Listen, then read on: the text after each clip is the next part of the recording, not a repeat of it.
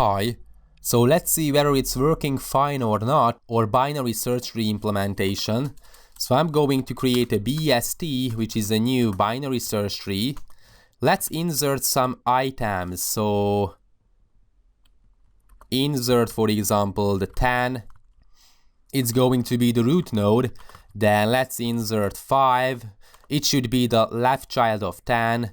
Let's insert 15. It should be the right child of 10.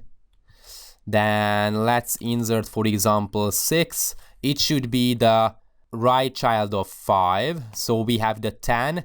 The left child of 10 is 5. The right child of 10 is 15. And the right child of 5 is 6. What's going to be the, for example, BST dot minimum value? Or sorry for that, get min value.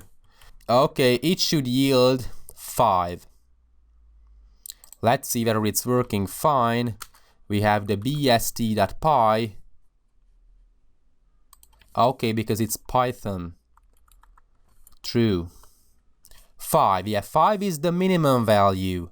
What's the maximum value? The maximum value should be 15.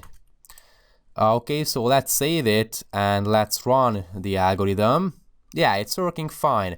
What's going to be the in-order traversal? It should yield the numerical ordering. So, traverse, I think. Yeah, traverse. And let's see whether it's working fine or not. 5, 6, 10, 15. It's working fine.